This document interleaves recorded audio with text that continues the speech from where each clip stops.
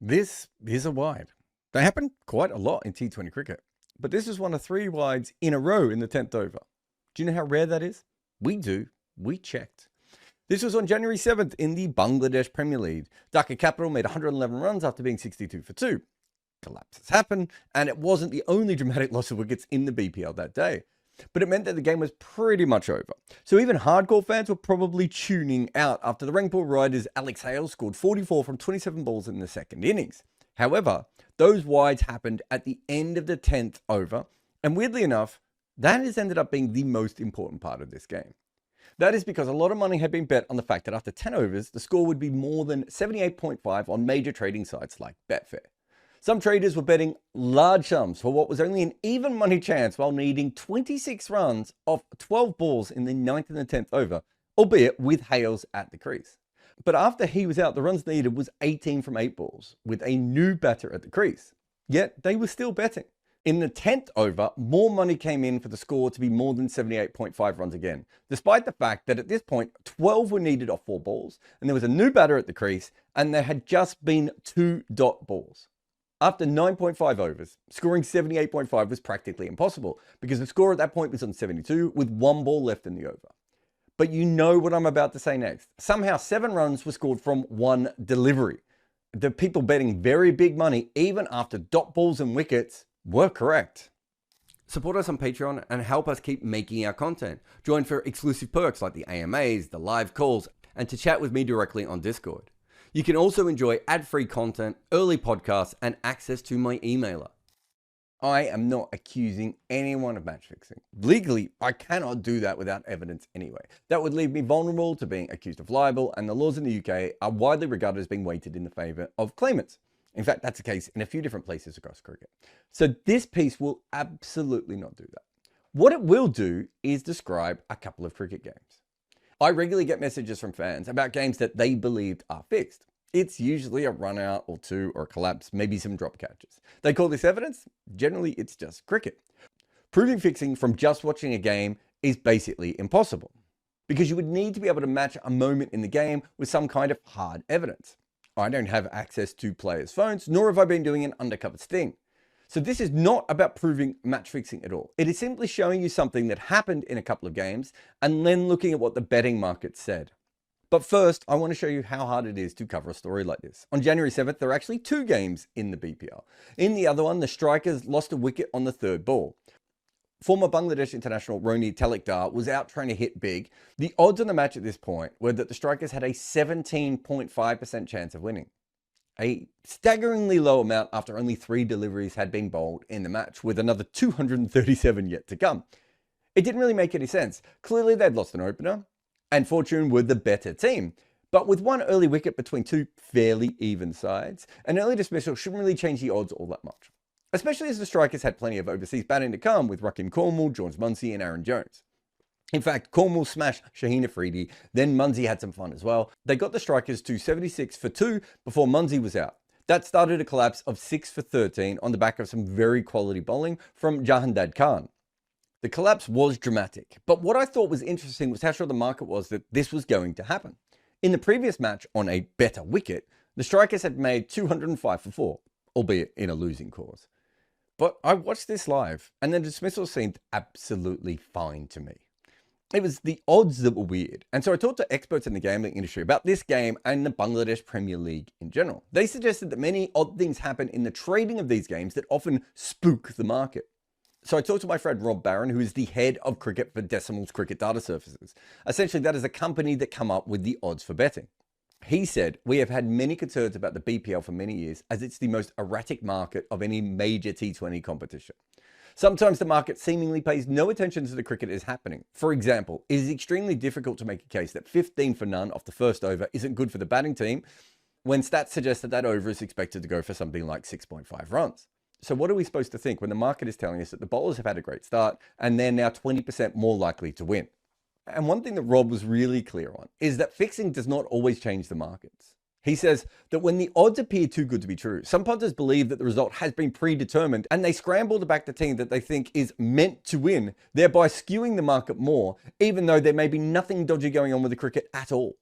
But what I learned is that most professional punters and syndicates will not bet on the BPL at all because they believe that the market is so volatile and often lopsided. Essentially, it does not follow normal cricket patterns. One thing insiders told me regularly is that this is the only league that shares this pattern. There are abnormalities in T20 betting markets around the world, but the BPL has so many that professionals don't feel comfortable betting on it. The other leagues that share this pattern are usually the T10 competitions. So while I was writing this piece, I was streaming another match, Dhaka versus the Strikers. They were playing on the 10th of January. And as I was talking to a source, they said to me that the market believed that the score at the end of the sixth over would be more than 65.5. That was very high. To explain this fully, I need to give you more information on betting brackets. In T20 matches, you can bet on what the scores would be at the end of the 3rd, 6th, 8th, 10th, 12th, 15th, 18th, and of course 20th over. On the bigger ones like over 6, 10, and 15, millions can be bet on that money line. People will buy or sell it all the time, meaning that you can bet the score will be higher or lower than what the money line is. And it will usually change pretty much every single ball.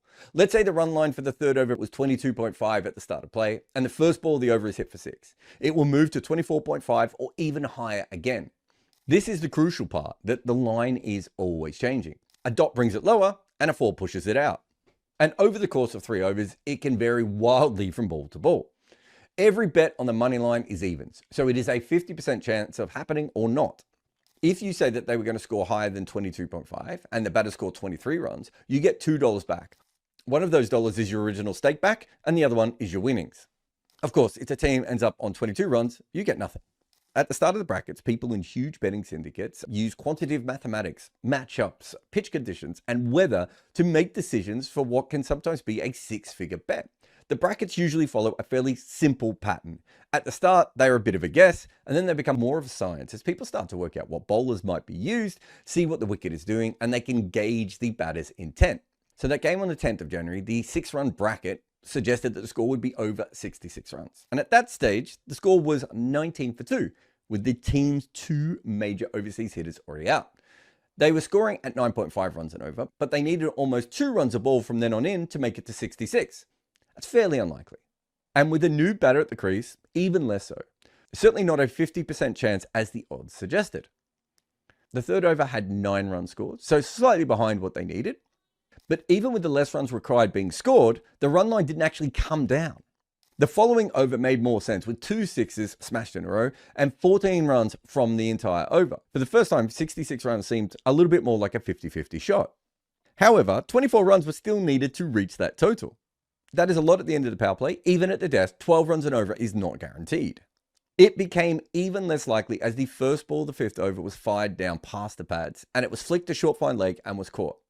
This was an issue as Aaron Jones, who'd smashed 2 sixes in the previous over, was now out, and another new bat with a low career strike rate was in.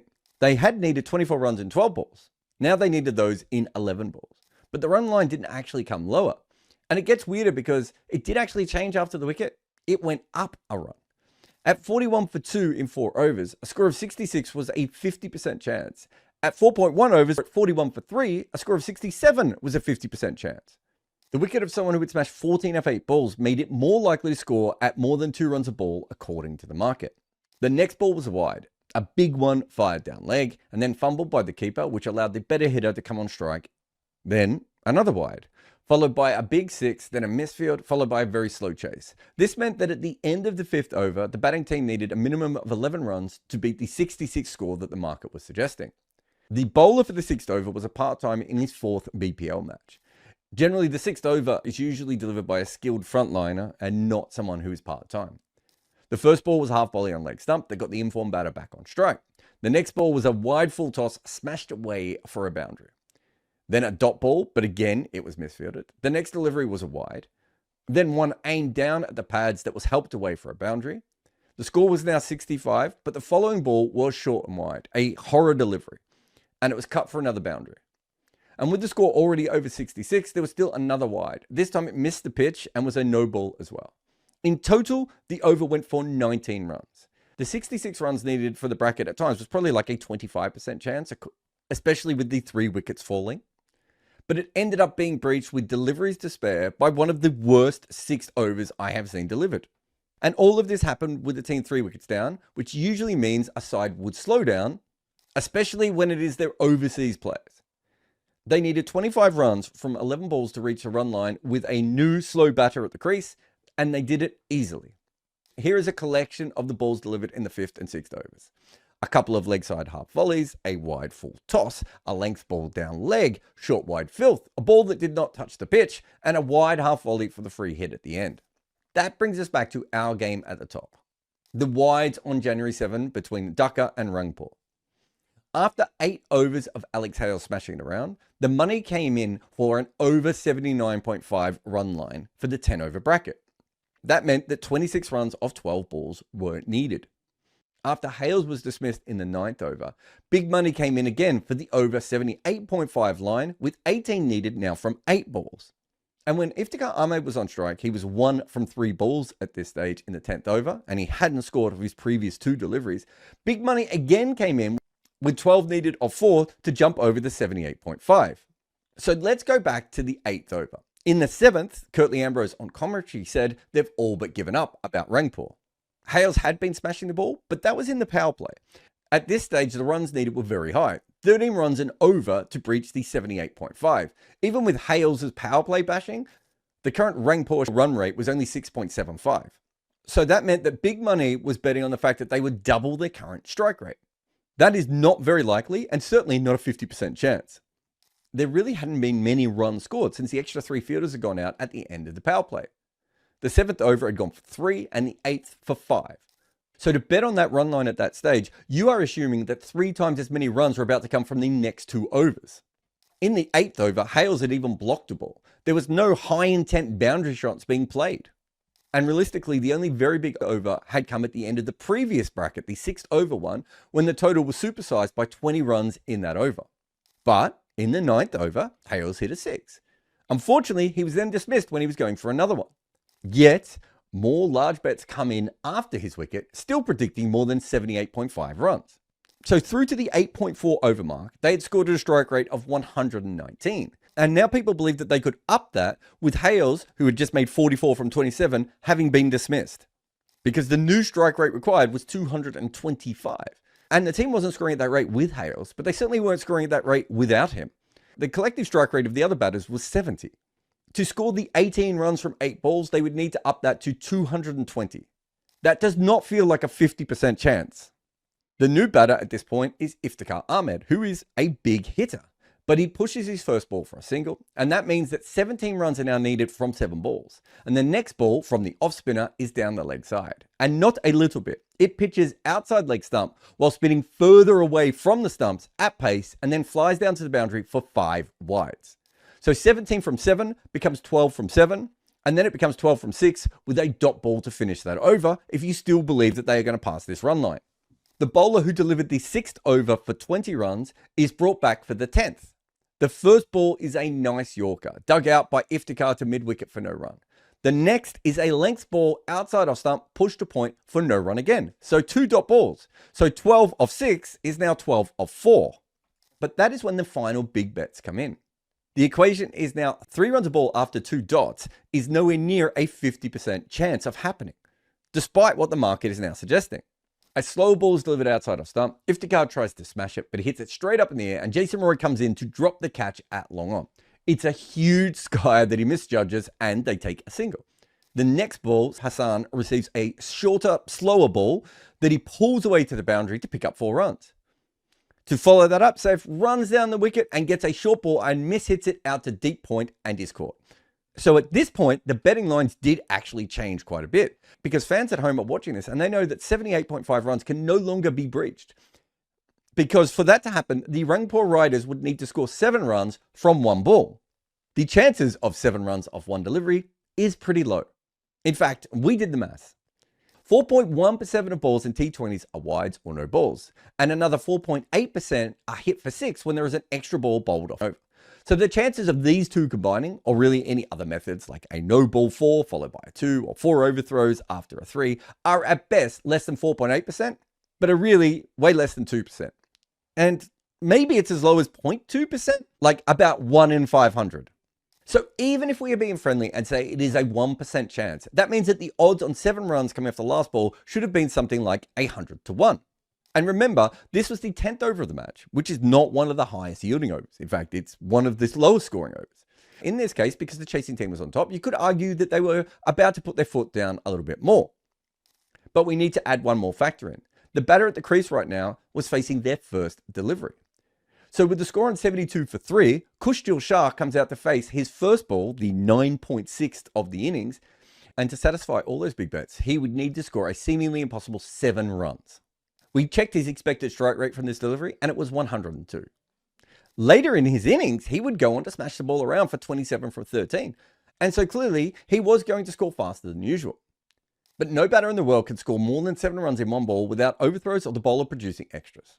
With the left-handed Kushjil on strike for his first delivery, he did not have to do anything at all. The bowler coming from right arm around the wicket, pitched the delivery short, outside leg stump, and the ball passed the batter, not just down the leg side, which is obviously a wide, but outside of the return crease. This is a big wide. The commentator Shamim Chowdhury says, "Oh my goodness, that's possibly a no ball. Where did it land? On the other pitch. What's going on here?" Curtly Ambrose was also commentating, and he says, "What kind of delivery was that?" The follow-up ball was also a huge wide, not just outside the guidelines, but almost completely off the pitch again. So 2 deliveries in this T20 match right after taking a wicket have been outside the crease lines. Remember, this bowler just took a wicket, and before this had only gone for 6 runs in the over. This was followed up by 1 more wide. Again, it is not touch and go. It is around 50 centimeters outside the leg stump as the bowler has changed from around to over the wicket. If you want to see videos of this, you can check out Ravi Lever's Twitter feed. In fact, it was his tweets that were passed to me originally by people in the betting industry. These are the last 3 balls that were bowled if you need them in front of you. They are not close calls. The umpires weren't too quick on the trigger. It isn't bounces to a new batter that went wrong or wide Yorkers just outside the blue line. These are 3 huge wides in a row. This is how many runs each of these balls went for. The first one that went flying down the leg side also went to the boundary. So it's 1 run for the wide and 4 more for the boundary. The other 2 were just normal wides. Do you need me to count this up for you? Obviously, the total is 7. That means the big market bets were right. This bracket did go above 78.5. At the start, we said we checked how often 3 wides have gone back to back to back in our database for the 10th over. We looked at 2,919 10th overs, and this was the 3rd time that we ever found a wide be bowled. That is 0.1% of the time. But at one stage, the run line needed 17 runs from 7 balls to hit its over mark, 78.5. And 12 of those runs came from wides. We checked how often 12 or more wides have been scored from a 17-run period in the first 10 overs of a T20 game.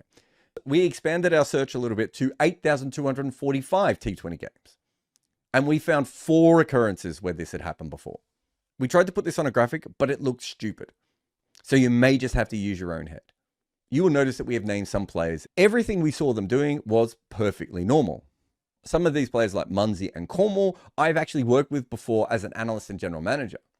So I'm certainly not accusing them or any other player mentioned in this piece or not mentioned in this piece of fixing. I am merely just trying to tell you the story of something that happened. This is what we know. 3 huge bets came into a 50-50 betting market, despite the fact that the match conditions suggested they were far less likely than that. The only person scoring runs was dismissed, yet more money came in after that. More cash was laid again with a new batter on strike and 3 runs needed per ball. 3 wides in a row for the 10th over happens about every 1,000 matches. That's according to our stats. 12 or more wides in a 17-run block in the first half of a T20 game, again, happens about every 2,000 games. Yet, people bet very big money on the run line being over 78.5, and they kept betting on it even as it became less likely. And then, when it looked like it was impossible, we saw a 2001 occurrence happen. On commentary, Shamim Chowdhury said after the 3rd wide, "This is unbelievable. This is unacceptable."